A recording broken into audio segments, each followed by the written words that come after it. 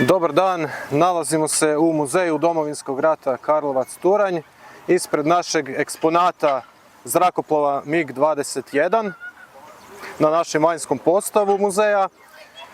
I budući da su zrakoplovi Rafali došli u Hrvatsku i da stoga MiG-21 ide u povijest, odlučili smo snimiti promotivni video kojim ćemo odati počast zrakoplovu MiG-21 i svim hrvatskim pilotima koji su stasali na tome zrakoplovu i njime upravljali.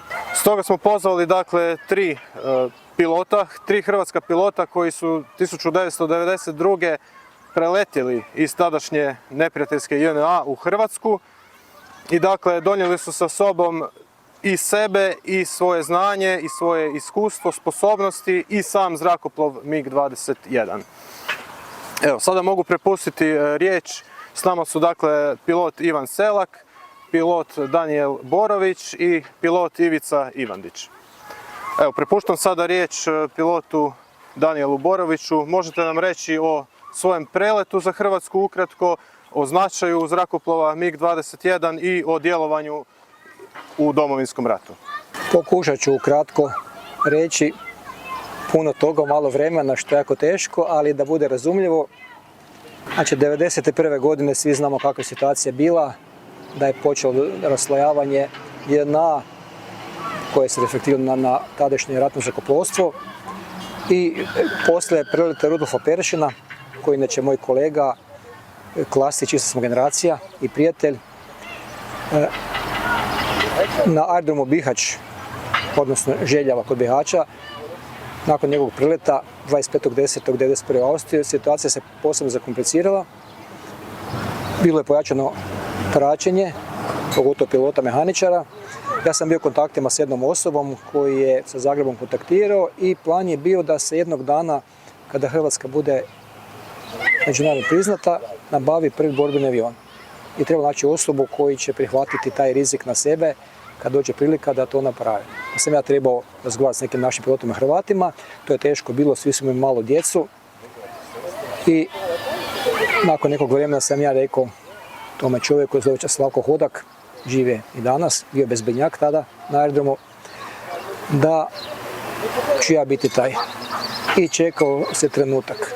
Mi smo poslije Rudolfa Perešina pilota bili makon s letom, naš 4 pilota Hrvata, pa jedno vrijeme je bilo i to je trajalo cijele te jeseni, skoro do Božića. Trebalo se pripremiti za nekakav prelet, nije se tada znalo ni kad će to biti, ni gdje će biti koji aerodrom. Treba podsjetiti da je tek krajem 11. mjeseca su se oslobađale vojarne, odnosno JNA je napuštala kako vojarne, tako i aerodrome. Znači, Perešin imao gdje sletiti, mogu jedan van, ali kasnije se čekalo.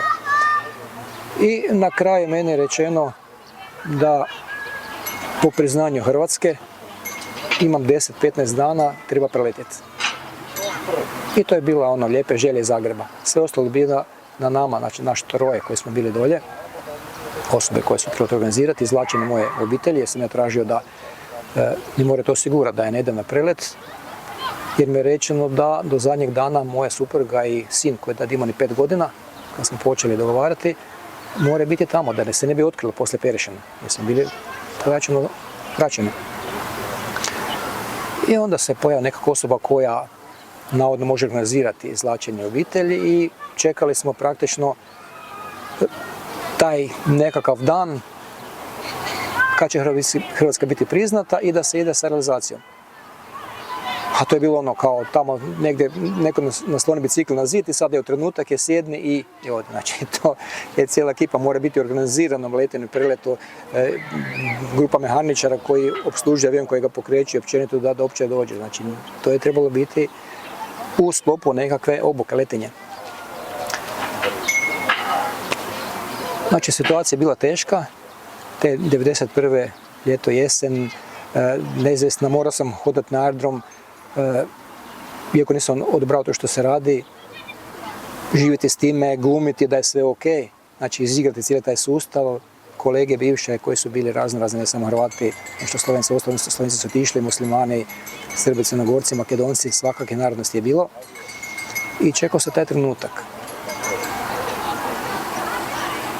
I kad je Hrvatska konačno priznata, 15. siječnja 1992. Mene je ta osoba koju sam mu spomenuo, Slavko Odak, rekao, on je kontaktirao sa Zagrebom, čak sam nalazio, znači nisu se telefoni koristili, nego su se nalazili preko granice.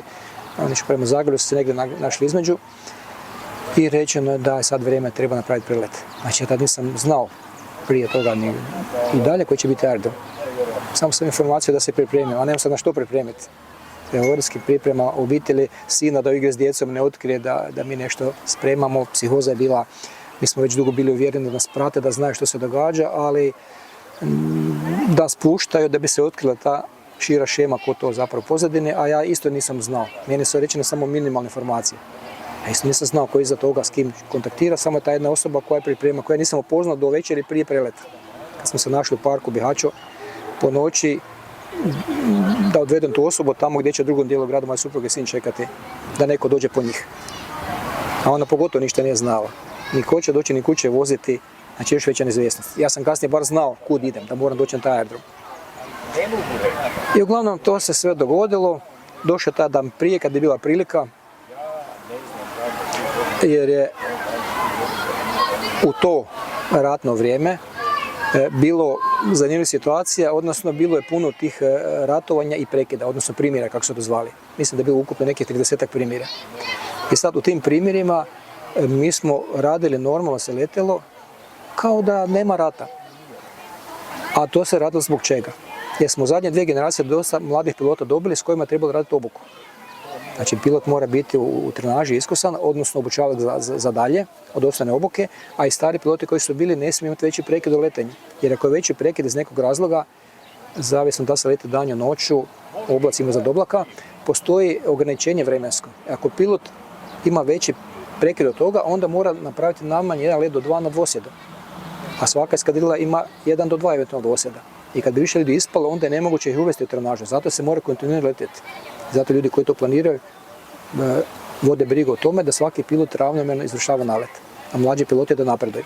Tako da smo u tim primjerima isto letjeli. Ja sam poslije preleta Perešina izgubio kontakt, znači nisam mogao na jedno se do više let dobiti. Samo sam letio kasnije i Miroslav Peris, pokojni pilot koji me je poginuo 1993. Mi smo radili kao nastavnici instruktora letenja sa tim mlađim pilotima dok su bili tamo jednostavno razdoblja i radili smo letove s njima. Znači jednoset je bio nedostižan. I prilika je bila jedino nekakav noćni let. I onda je taj dan prije mog preleta, 3. veljače, u jednom tom mirnodopskom periodu, radio se plan letenja za sutra i mene pita zamjenik zapovjednika da li mogu noć. Boro, možeš noćno, tako su me zvali, ja kao može, planiraj Gojko. Gojko Veličković se zvao zamjenik zapovjednika. I to je tako priča se poklopila da ću dobiti taj noćni let u kom sam trebao praktično dovesti avion u Hrvatsku. Tu sam uvijek priču Miroslava Peresa, koji mi je pomogao neke stvari, on je trebao nazvati ljude za izvlačenje sa određenih telefona, znali smo da se telefoni prisluškuju. Tad su bili samo fiksni telefoni, zbog omladine govorim, nije bilo ovih modernih načina komuniciranja od mobitela i svega ostaloga, nego samo usmene riječi i fiksni telefon. Onda on s neke govornice treba nazvati određen broj, određenom rečenicom, dati podatak da počne izvlačenje moje obitelji. A planirali smo da obitelj krene iz Bihaća samo 2 sata prije mog poletanja. Ja sam trebao poletiti u 17:05. Znači negdje oko 3 sata popodne neko je trebao doći po moju suprugu i sina i odvesti ih na sigurno, odnosno u Hrvatsku. Tako je kratko trebalo biti. Na kraju su 2 dana preko Splita, preko Hercegovine putovali do Zagreba. Tog dana, kad je planiran prelet, mi smo imali planirane 2 dnevne smjene, 2 noćne. I u toj dnevnoj smjeni ja sam imao taj kao nastavnik letenja sa jednim mlađim pilotom, let presretanja i tad sam vidio da se vrijeme kvari. Sa zapada dolazi ta fronta, jako pogoršanje, već sam tad znao da neću moći ići po toj ruti koju sam ja najavio prethodnog dana, odnosno Miroslav Peres, kog spominjem stalno, koji jedini bio uključen unutra i ovo ta 2 čovjeka u Bihaću, znači nas, njih 3 i ja. Nije se smjelo puno ljudi da se ne otkrije, naravno. Jedna opasnost. I on je javio Zagreb rutu preko Like kad se odvojimo od vođe, međutim to je propalo zbog pogoršanja vremena i taj noćni let prvi koji sam čekao sam morao na drugi način. Znači moj plan je bio kad se odvojimo od vođe, negdje iznad Kulen Vakufa, zone čekanja, vratim se preko Like, ravno gore na Vratnik iznad Senja i pravac Pula. Pulska pista istok-zapad, sletio bi iz pravca. Još sam iz Zagreba dobio upute da ni slučajno idem preko grada Pule, nego da iz pravca moram sletjeti od istoka, jer su kod arene postavljeni gardisti sa stinđerima, strelama 2 i ne znam koji su već imali. Dakle, da su ustali s ramena, da ne bi neko gađao. I to je sve bilo super, međutim zbog pogoršanja vremena ja nisam mogao iti na tu rutu, nego sam morao ići negdje prema moru. Kad sam se odvojio od vođe, u paru smo išli, vođom je bio jedan Mile Vasiljević, jer su tad već kombinirali ranije jedan naš, jedan njihov, odnosno jedan njihov, jedan naš, kao pratalac. I tako je taj let bio napravljen. I kad smo im postigli visinu, išli prema zoni, ja sam čekao da se javi sljedeći avion koji poljeće 5 minuta iza nas, koji glumi cilj, kojeg mi presrećemo noću. I kad se on počeo javljati časniku za navođenje, ja sam znao da je to trenutak kad taj časnik gleda onaj radarski ekran, da si tu sljedeću točkicu markira, da mu je to taj cilj i da neće gledati nas koji smo 5 minuta dalje, to je neki 75 km. Tad sam okrenuo avion na leđa i prema moru, čim bliže brdima, da me radar ne može više vidjeti i negdje sam išao dolje prema moru spašavati se. U tom kad sam izravno potrošio sam na forsažu nekog 100 litara goriva i sam mislio da ću imati viška za Pulu. I treba sam naći Pulu. Međutim, prethodni dan je mene rečeno da će mi pista biti osvjetljena sa kamionskim farovima. S obzirom da kad se vojska povlačila, ona je uništila sve što se moglo. Znači navigacijska sredstva, radiokomunikaciju, instalacija veze, znači sve su uništili i pista je bila minirana. Ja sam sletio praktično na 4 tone eksploziva. Kasnije su 4 ljudi poginulo kod razminiranja. U toj prvoj smjeni ja sam računao da ću doći još negdje u sumrak, da ću još negdje vidjeti pistu, pa nisam ni puno razmatrao te kamione. Međutim, dogodilo se sljedeće. Ta prva noćna smjena je kasnila. To je bilo vrijeme večere i autobus je vojnike odveo u bazu Željava na večeru, a ono je dalje na 3,5 km od podzemnog objekta i stajanka gdje su avioni. I nešto se zakompliciralo i ti vojnici su kasnili sa poratkom koji voze kamione cisterne i pune avione. I mi smo sad čekali i sad praktično Hitchcockovski zaplet, umjesto da poletimo 17.05 i sletimo 17.20 kao što je Perez, pilot pokojni, javio u Pulu gdje su me trebali čekati. Ja sam poletio tek u 17.33. Znači puno kasnije nek sam trebao sletiti Pulu. Znači potpuno mrak je pao. Sve mi se poremetilo, znači od početka tog leta, ali nisam mogao, već sam sve pripremio, nema odustanja jer sam znao ko zna da li će se uopće takva prilika ukazati. Ti prime nešto se poremeti i više neće imati pristup uopće jednostavno, ko zna. Ne? I on je javio sa aerodroma na taj broj telefona, šifrirao nekim rečenicama tom nekom čovjeku koji treba znati da dođe i da krene izvlačenje obitelji. Ja nisam znao kasnije što se događa, nisu oni znali za mene, ni ja za njih. Ja sam trebao to napraviti. Kad sam se odvojio od vođe, što sam već rekao, krenuo sam prema moru. Bila je jako loša meteosituacija, zamučenost, noć je pala, svjetlo se neka vidjela, ali to je bilo doba zamračenja. Bile su narode u zamračenjima, tako da je bilo gašeno na 50, čak neki 100% i puno manje svjetala inače je bilo kao što smo mi piloti naviknuti u noćnom letenju. Pa znamo te karakteristične orijentire. I onda sam ja dolje negdje došao do obale, prošao Velebit, morao sam letjeti nisko od nekakvih 300 metara da me radar ne može s Plješevice osmotriti. I još sam se javljao neki 10 minuta leta ovom časniku za navođenje koji povremeno provjerava, pita po indeksu koji smo imali pozivni znak, mene da li imam vođu. Ja sam rekao imam, pa me pitao kom vektor, ja kažem nekakav kom leti vektor, kaže ne kasniš za vođom, povećaj nagib, daj gas, on ti je tu, ja potvrđujem, a s druge strane sam već se spašavao na drugu stranu jer nema one rute koje sam najavio, nema ničega, moram improvizirati iz glave. Da je tad postoje GPS, to bi bila pjesma, a ovo je bila kalvarija, blago rečeno. I ono samo pilotsko iskustvo, poznavanje reona, ali je loša vidljivost bila, tako da sam se cijelo vrijeme to mučio i onda sam dole iz tog područja negdje Nin Vrsi. Nisam htio do grada Zadra, zbog velikog grada da se ne čuje zvuk. I onda sam negdje Nin Vrsi odlučio, idem u taj nekakav kurs 320 prema Cresu. Gore na Cresu je bio jedan far CRE koji je u pravcu piste, naravno van funkcije, kao i sve. I odatle ću onda prema Puli i vidjet ću valjda nekako ću sletiti. Ali međutim, prođe to vrijeme koje sam se odredio po štoperici, nema toga, gore ima vrh na otoku Cresu preko 500 metara pa se mora malo povećati. Još sam me zvali među vrijeme pa sam se ja javljao jedno vrijeme još preko radio stanice, onda sam odustao kad sam se spašavao, nema te pozicije, nisam siguran, ne znam gdje sam, loša vidljivost, avion putuje sa 15 km u minuti, ne, jesam na sat. I odlučim naći rijeku, okrenem u sjever, opet prođe vrijeme, nema rijeke. Znam da su brda na 300 metara sam spustio postojano gore vrha, što sam rekao, koji je tu negdje bio. Po mome ne znam da li je to bilo 5, 10, 20, 30 km okolo. 50, teško to procijeniti, jer MiG-21 brzi avion. I odlučim kod rijeke vratiti se natrag, što pa to vrijeme, dođem do pozicije, idem prema zapadu i tražim aerodrom. Već tad sam ja odlučio, razmišljao o skakanju, ali je bila zima, hladna voda i znao sam padneš u vodu unutra, nakon 10-15 minuta padne temperatura tijela i niko ne zna ni gdje si, ni ništa, strgaš se dolje, da ćeš pati u vodu na kamen, pa sam odustao od tog plana. I kad sam se vratio natrag na poziciju zamišljenog tog smjera prema aerodromu, još sam imao goriva za neki 10 minuta. Znači sad mi je falilo par 300-400 litara što sam potrošio kad sam se odvojio od vođe, jer sam mislio da će biti viška. A gorivo se mora potrošiti zbog opterećenja na kotačima, jer MiG-21 ima ograničenje težine na 700 litara zbog kotača i oštećenja stvarno trapane. I odlučio sam, idem sad na zapad 5 minuta, ako ne vidim aerodrom, okrenem ga natrag i vraćam se tu pa da iskočim negdje doma u Kvarneru, ko zna gdje, da ne odemo u otvoreno more prema Italiji. Niko neće znati za mene, niti će me tražiti tamo. I onda onako već bez volje gledam lijevo desno, neke točkice svijetle, nisi siguran, stopilo se teren, ne znaš da li je voda, da li je otok. I u jednom trenutku u daljini onako vidim nekako svjetlo kao ono ravnomjerno se neko pali gasi. Prvo sam izdam se činilo od silne napetosti i onda onako polukružno osmatranje kao što mi piloti lovci smo uvježbani, stalno gledaš oko, malo instrumente, ponovno okolo i opet vidim tu u daljini preko ruba kabine nekako tu točkicu koja je dalje. I onda me sine, pa to mene neko signalizira. I onda nagledam jako avion lijevo desno i ugledam dole kao ispod sebe onako dvije kao paralelne pod kutem pruge s jedne s druge strane i onda mi proletio kroz glavu, pa to su ti kamioni što su obećali. To je bilo ono ko marker na papiru da povučeš dvije crte paralelne u toj lošoj vidljivosti.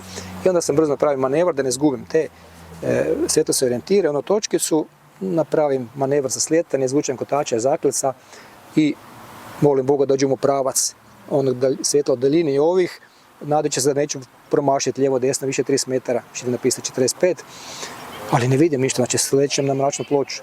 Ne znam gdje će biti početak piste. Samo što sam izravnao taj kurs slijetanja 270 prema zapadu, nestane ova svjetla ispod mene. I samo vidim tu točkicu u daljini.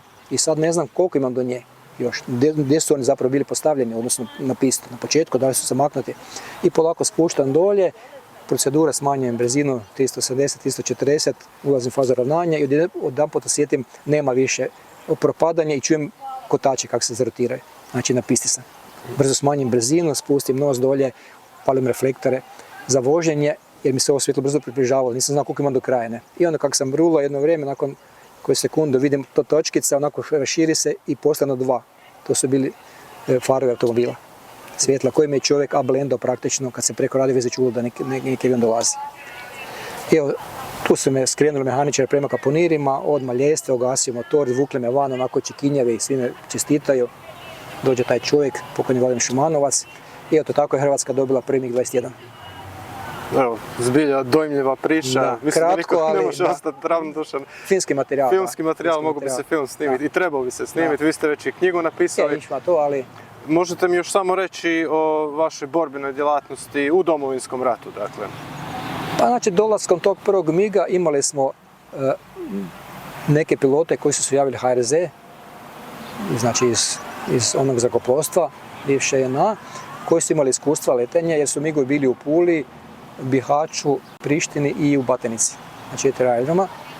Neki su bili naši piloti Hrvati, tako da smo imali na raspolaganju i odmah se krenula priprema, znači letenje s njima da povrate trenaž. Jer neki isto leteli, nisu imali, prekid su imali. Tako sam ja sletio noću, imao sam prekid 7 mjeseci. Znači daleko iznad svih standarda, ali nisam mogao birati. Ne. Tako da smo te polako počeli uvoditi u trenažu koliko se moglo i kasnije smo za 3,5 mjeseca dobili još 2 aviona, što će pričati Selak Ivadić. I onda smo već imali 3 aviona s kojima smo mogli nešto raditi. Jer je trebalo pripremiti iskusne pilote jer nismo znali kada će zatrebati. A pojava našeg aviona kad je bila sigurno, samo što smo vidjeli za Zagreba, to je već moralno bilo neupisano. To je vrijednost koja se ne može ničim prikazati ni izmjeriti, što je to značilo ljudima. I u tim prvim borbenim djelovanjima u rano jutro kad smo išli na nekakve linije fronta, kad smo, ovi gardisti su poslije pričali kad su čuli avione, ono zaroniš lice u blato i moliš Boga da negdje eksplodira bomba i onda kad su ništa ne događa i kaže jedan promolim onako glavu, digni me gore, vidimo daljine unutra od eksplozije, pa je pečak. I onda, kaže, kad smo shvatili da su to naši avioni, krenuli smo, kaže, Kubi nas zadržao. To je bilo nemoguće nas zadržati. Tako je bilo tu kod Siska, bilo dole na Dubrovačkom, Južna Ratička je oslobađen Dubrovnik bilo, znači to su ta iskustva što je taj MiG znači. Mi smo kasnije nabavili, pored ovih aviona, 93. Praktično na crnom tržištu, jer za razliku od sadašnje Ukrajine gdje svi financiraju i pomažu, znači Hrvatska je imala rezoluciju Ujedinjenih naroda, embargo na uvoz naoružanja 7 godina. Pa smo se mi morali nalaziti na druge načine, ali smo uspjeli kompletirati jedno eskadrilu, čak i više, skoro 2, pa jedna bila na Batenici, odnosno na Plesu, a jedna bila u Puli. I taj Domovinski rat smo mi praktično iznijeli. 1993. godine smo imali neke akcije na ove pozicije, odakle su Srbi gađali raketama, dalekometnim topovima i orkanima razne gradove po Hrvatskoj, od Karlovca, Zagreba, Siska, Rafinerije, Kutine, čak Samobora. I u toj jednoj akciji nam je pilot Pires Miroslav, što ga spominjem, koji je tu iz Karlovca, praktične iz Drežnika. Nastradao je, nažalost.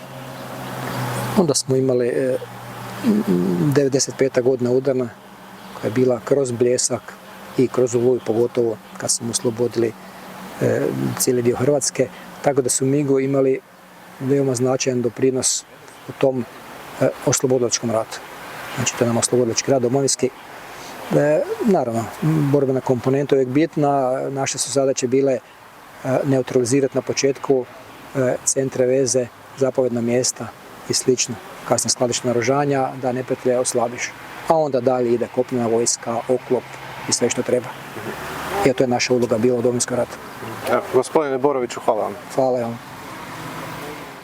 Evo, s nama je brigadir u miru Ivan Selak, jedan od 4 pilota koji su preletjeli 1992. godine u Hrvatsku, dakle iz JNA. To je bilo uvijek riskantno, opasno za preletiti, pa evo, gospodine Selak, možete nam reći nešto o tom svom preletu i što je to značilo dolazak hrvatskih pilota u Hrvatsku? Ja ću biti jako kratak.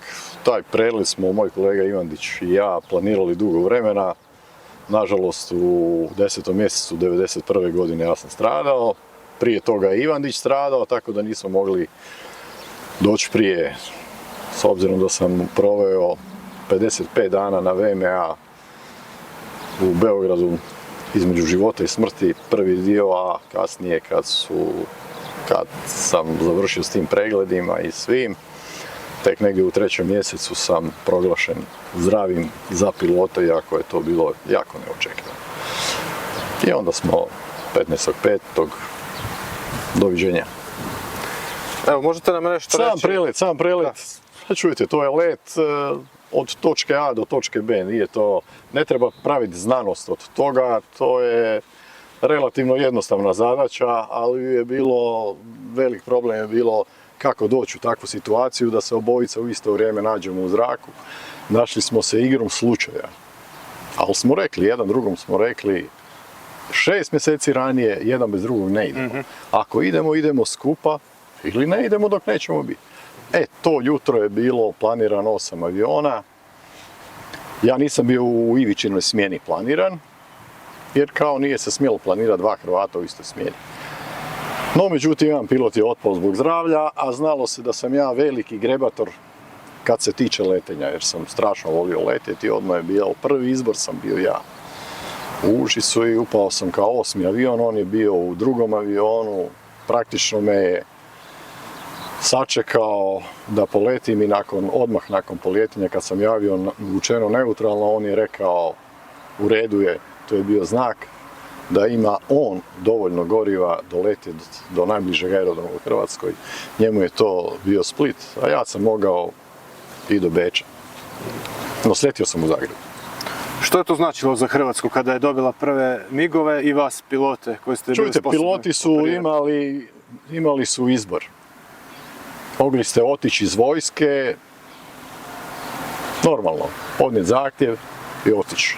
S obzirom da su me 10 godina, 82. godine, raubali i koristili za letenje, za obučavanje svojih pilota. Ja sam glumio konobara. Dakle, konobar na kraju naplaćuje račun. E pa nećete me se riješiti na način kako vama odgovara, da jednostavno odem, da se riješe Hrvata i da tim nemam nikakva prava, nego otiću sa onim što je i moj pokojni čača i mater plaćali. Jer to je i hrvatsko. Naravno, i slovensko, i bosansko. Sve ste uzeli, sve ste oteli. Ja poludim kad mi netko kaže mi smo oteli avione. Ne, mi smo vratili, a oteli ste vi. Isto koji sa vojarnama, mi smo zapravo ponovo zauzimali ono što su plaćali naši građani, što je naše. Da, točno.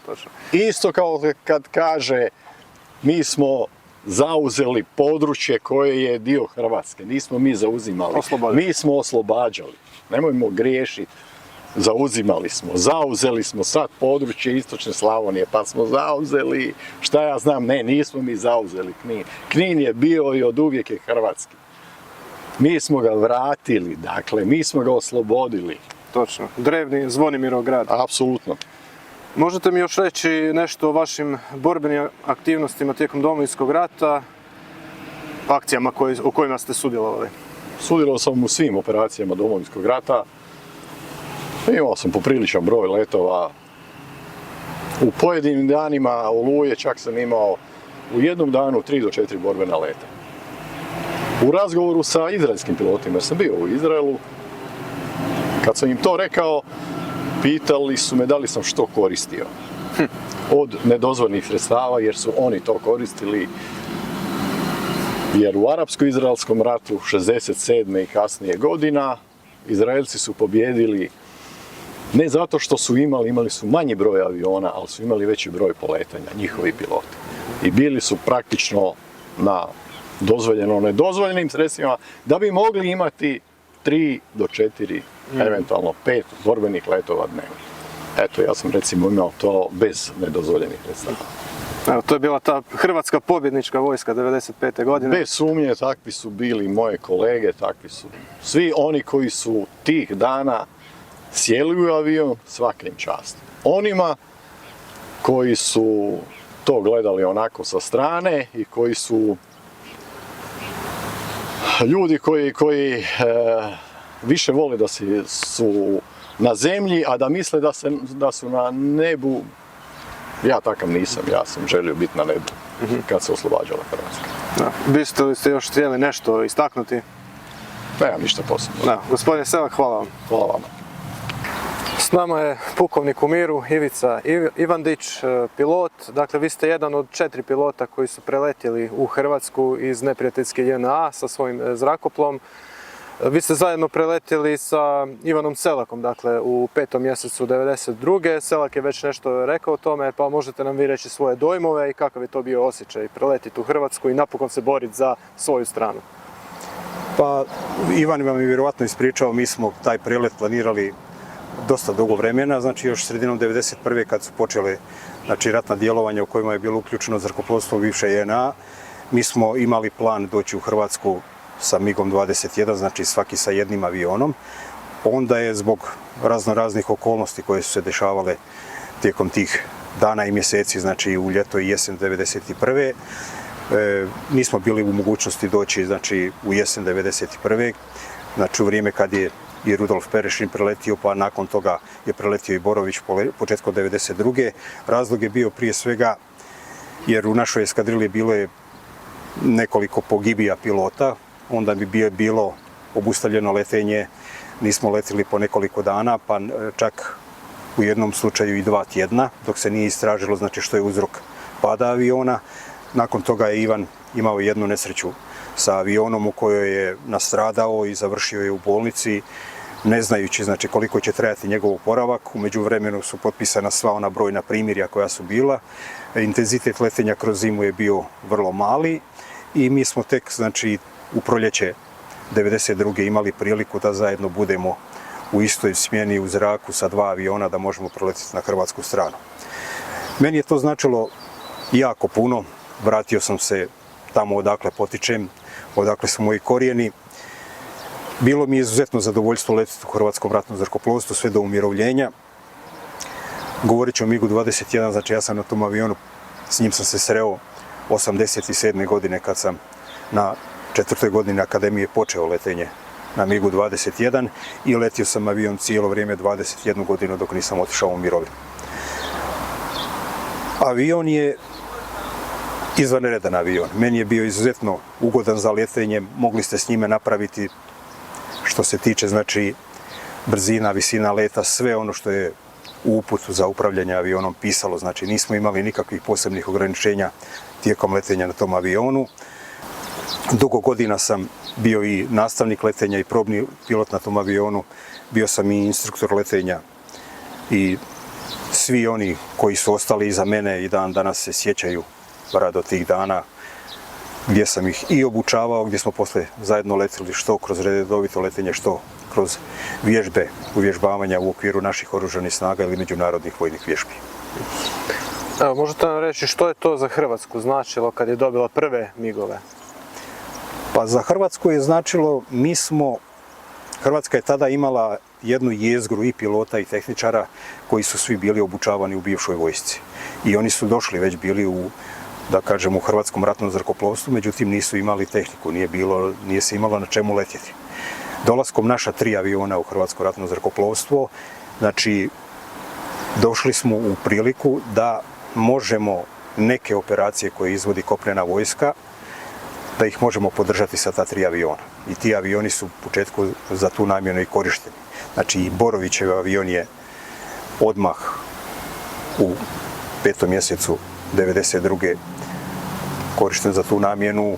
Ova druga 2 s kojim smo došli, a i Selak već od 7. mjeseca u operaciji Dubrovačkog zaleđa, pa sve tamo negdje do pred kraj, odnosno sredine 1993. kad su nabavljeni avioni iz inozemstva i kad su ih počeli sklapati ovdje kod nas u Zrakoplovno-tehničkom zavodu i na aerodromu Pleso, odnosno u Puli, mi smo imali znači već pred kraj 1993. godine nekoliko tih aviona, mogu reći više od 10, koji su bili znači raspoloživi za borbene zadaće. Evo, recite mi u kojim ste sve akcijama i operacijama tijekom Domovinskog rata sudjelovali sa zrakoplovom MiG-21? Pa, sudjelovao sam u puno operacija, a mogu vam ispričati anegdotu koja će vam možda bolje oslikati kako smo letjeli i ja, i Selak, i Borović, i piloti znači, koji su letjeli na MiG-ovima. U jednom trenutku sam bio krajem 90-ih pilot na Pilatusu kao nastavnik instruktor letenja za obuku u Zadru i tad je čovjek koji se tada bavio tamo logistikom za letačku opremu predložio da nam se dodijele i novi pilotski kombinezoni, jer intenzitet letenja je veliki i treba nam kombinezon i to, da bi tad jedan čovjek tamo rekao, kaže, pa nemojte, kaže, vi uzimati nove kombinezone, kaže, kad god je bila neka nova akcija, kaže, vi ste dobijali nove kombinezone. Rekao, jesmo dobijali, ali mi smo u svim akcijama i bili. Tako da, nije bilo puno pilota. Ljudi misle da je broj veliki. Broj veliki je pilota koji imaju pilotsko zvanje. Međutim, pilota koji su bili obučeni da lete na MiG-u 21, da li pojedinačno, da li u grupi, za određenim vrstima ubojnih sredstava u određeno vrijeme, dana i noći je bio vrlo, vrlo limitiran. Znači, u svim velikim akcijama uvijek je bio veći broj kabina nego što je bio broj raspoloživih pilota za određene zadaće. Tako da, mi koji smo bili, da kažemo, u dobroj letačkoj trenaži, obučeni za određene zadaće, mi smo letili cijelo vrijeme. Evo, kroz literaturu čitam zapravo da su možda prvi sati Oluje bili najznačajniji jer je tada uništeni su neprijateljski komunikacijski centri, a upravo u tome su imali dakle MiG-ovi značajnu ulogu. Je, znači to su bili prvo jutro Oluje, prvi dan Oluje su se odrađivali ti ciljevi koji su bili planirani unaprijed, znači centri veze, zapovjedna mjesta, neka koncentracije njihovih snaga i sve ono što bi znači moglo biti ključno u tim prvim, da kažemo, minutama i satima rata. I sa MiG-ovima su znači više manje sve te zadaće odrađene, znači mi smo imali zadaću nekoliko minuta prije početka glavne topničke pripreme bojišta da izvršimo borbena djelovanja sa migovima, sa raketama, sa bombama, već u ovisnosti od toga koji je bio cilj.